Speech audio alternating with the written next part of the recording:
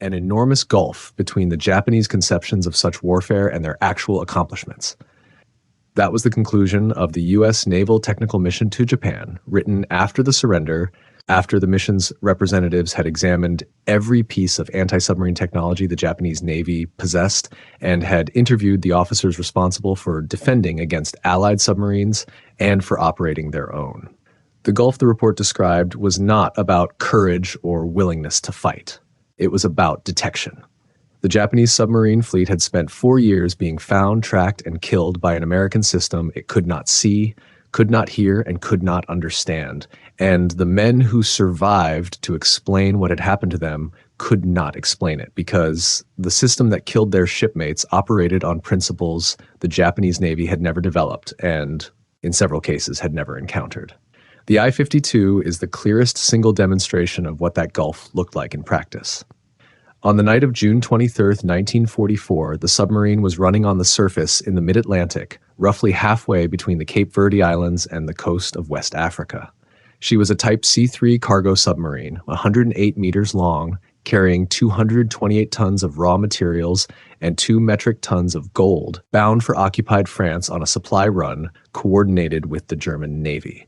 Her captain, Commander Kemio Uno, had followed his routing instructions precisely, had maintained radio silence for most of the crossing, and was operating in waters that the Japanese Navy considered safely beyond the reach of American patrol aircraft. The Americans had known the I-52's sailing date, her routing, and her approximate position for the entire crossing. They knew because naval intelligence had broken the Japanese naval codes months earlier and had been reading the message traffic that coordinated the submarine's voyage with the German U-boat command.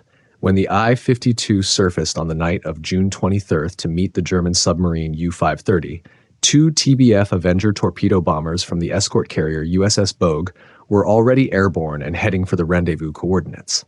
The Avengers found the 2 submarines on radar at a range the Japanese crew could not have detected because the I-52 did not carry radar and had no way to know she was being watched electronically.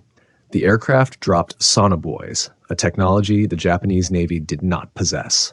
Small floating cylinders that lowered a hydrophone into the water on a cable and transmitted the sounds of submarine propulsion back to the aircraft on a radio frequency. The sonobuoys tracked the I-52 as she dived. The Avengers dropped 2 Mark 24 Fido acoustic homing torpedoes into the water. The torpedoes guided themselves toward the sound of the submarine's propellers. The I-52 sank in over 17,000 feet of water with all 108 crewmen and her cargo of gold. She had been found by code breaking, located by radar, tracked by sonobuoys, and killed by homing torpedoes. Every layer of the detection system that the American Navy had built over the previous 2 years had been applied to a single submarine on a single night, and the submarine's crew had understood what was happening to them only at the moment the torpedoes arrived.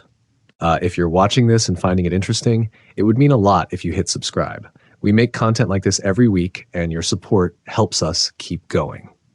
The detection problem that the I-52's crew faced was not unique to their boat.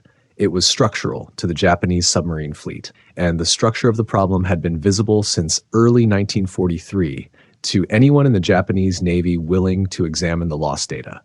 Japanese submarines were, by the engineering standards of the Pacific War, large, slow, and loud.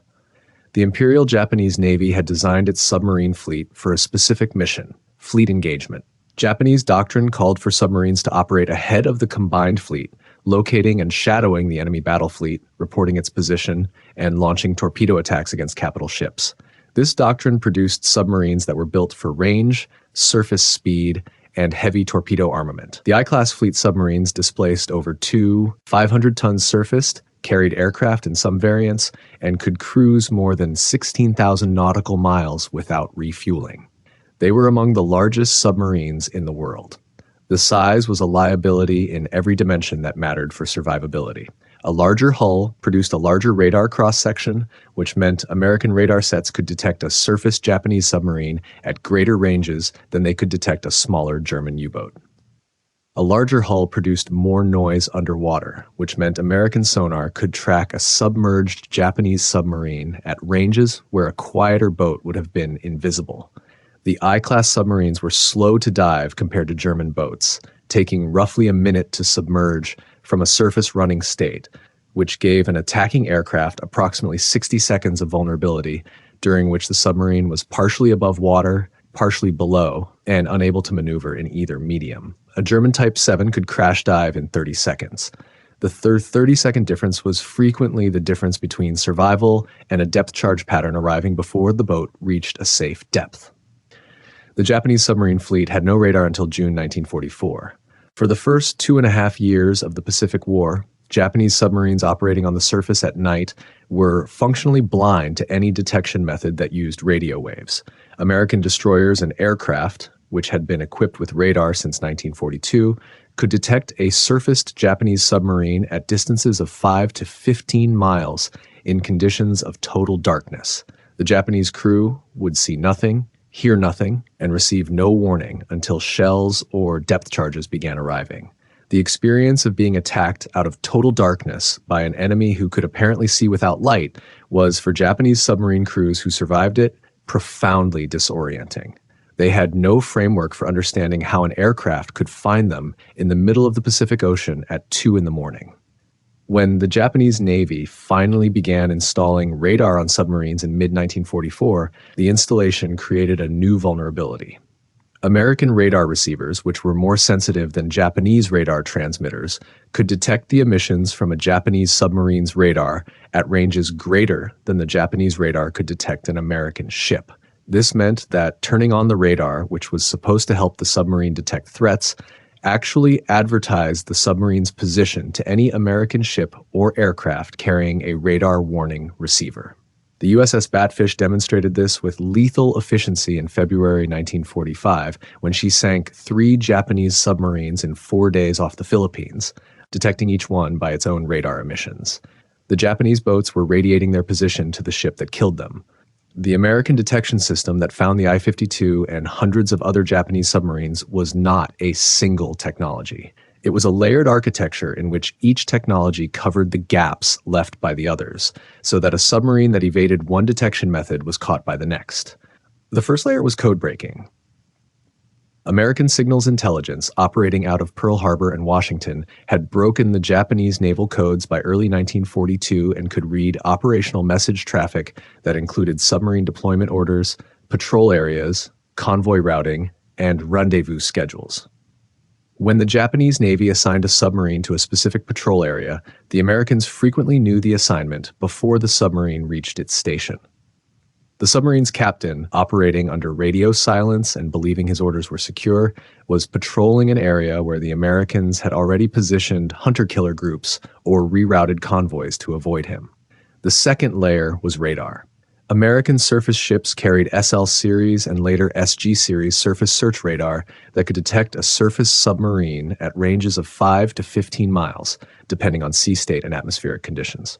American patrol aircraft carried airborne radar sets that could detect submarines from higher altitude and at comparable ranges. The radar could find a submarine on the surface at night, in fog, in rain, and in conditions where visual detection would have been impossible. The submarine's only defense against radar detection was to stay submerged, which limited its speed to roughly 6 knots and drained its batteries within hours. The third layer was sonar. When the submarine submerged to evade radar, it became vulnerable to active sonar, which American destroyers and destroyer escorts carried in increasingly sophisticated versions throughout the war. Active sonar transmitted a pulse of sound through the water and detected the echo returning from the submarine's hull. Trained sonar operators could determine the submarine's range, bearing, depth, and speed from the characteristics of the echo. The submarine could hear the sonar pings and knew it was being tracked, but evading active sonar required maneuvering underwater at speeds and depths that the submarine's battery capacity and hull strength limited. Japanese submarines, whose hulls were designed for surface operations and fleet engagement rather than deep evasion, could not dive as deep or withstand as much pressure as German U-boats, which further narrowed their options when American sonar found them. The fourth layer was sonobuoys. These were expendable acoustic sensors dropped from aircraft into the water near a submarine's last known position. Each sonobuoy lowered a hydrophone on a cable and transmitted the sounds it detected back to the aircraft on a dedicated radio frequency.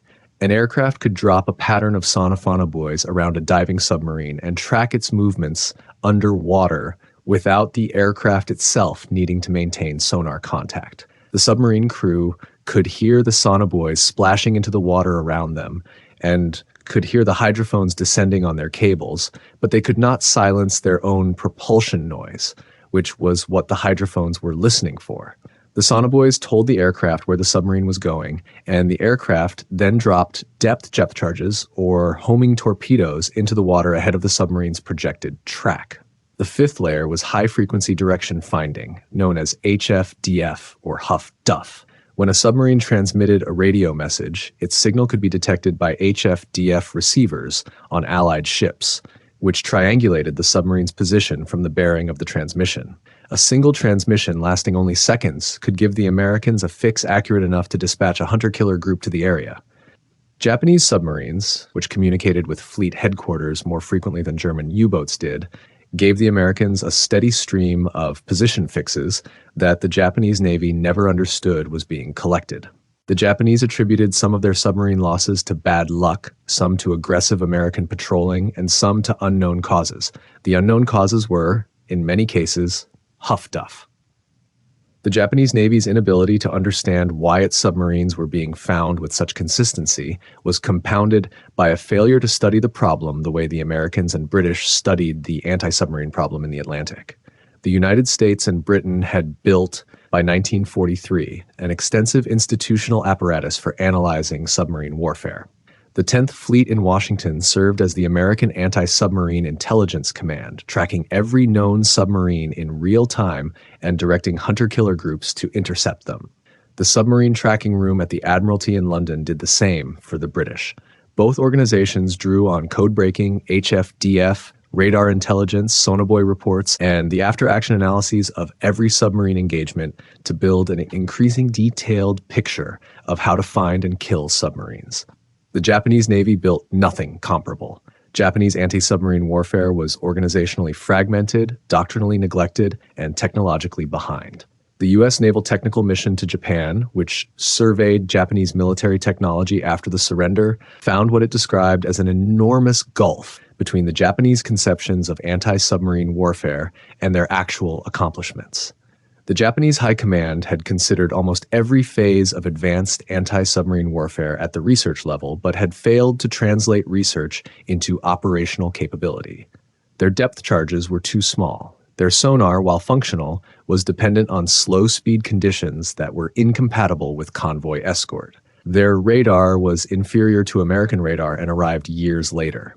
Their doctrine prioritized fleet engagement over commerce protection, which meant that the escorts assigned to protect merchant shipping were the ships the Japanese Navy considered least important. This doctrinal neglect had consequences that went in both directions. The Japanese could not protect their own merchant shipping from American submarines, which sank roughly 1,300 Japanese merchant vessels and strangled Japan's war economy by 1945. And they could not protect their own submarines from the American detection system, which found Japanese boats with a consistency the Japanese Submarine Command could not explain. Of the 127 Japanese submarines lost during the war, the majority were sunk by American surface ships and aircraft using the layered detection system that combined code-breaking, radar, sonar, sonobuoys, and HFDF into a kill chain that the Japanese Navy never assembled a defense against because the Japanese Navy never understood how the chain worked. There was one moment during the war when the American detection advantage was partially compromised, and it was compromised by an American.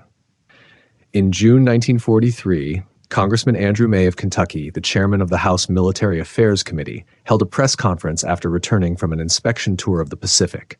He told the assembled reporters that American submarines were surviving Japanese depth charge attacks because the depth charges were being set too shallow.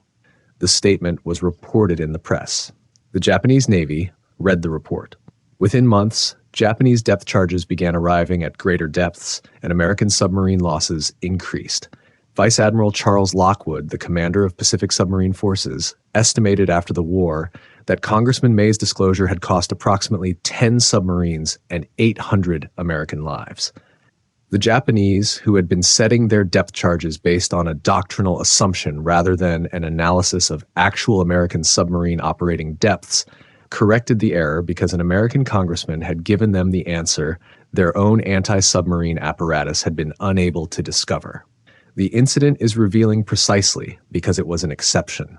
For most of the war, the Japanese Navy's understanding of how the Americans found their submarines lagged years behind the technology the Americans were using.